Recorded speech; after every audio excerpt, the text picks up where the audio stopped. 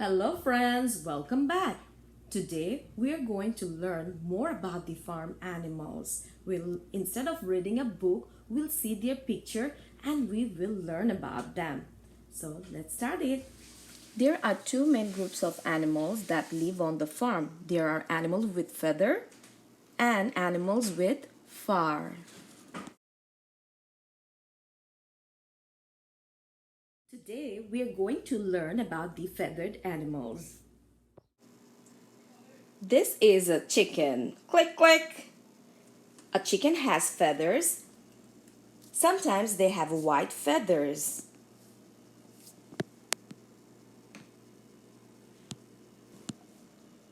But you might also find chicken with black, brown, or combinations of color. A male chicken is called a rooster. A female chicken is called a hen. What are baby chickens called? They are called chicks. They are so cute.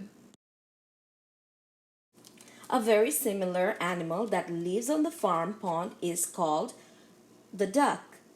A male duck is called a drake, and you call a female duck a hen or a duck.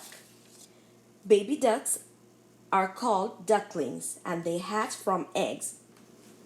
Duck helps to keep the pests away from ruining the crops because they eat the worms which ruins the crop.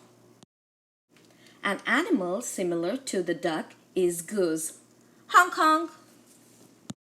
The female are known as goose and the male are called gander.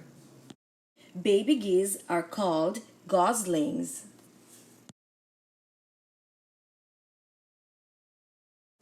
Turkeys are also raised on farms. A male turkey is called Tom. Do you know that only male turkey gobble gobble?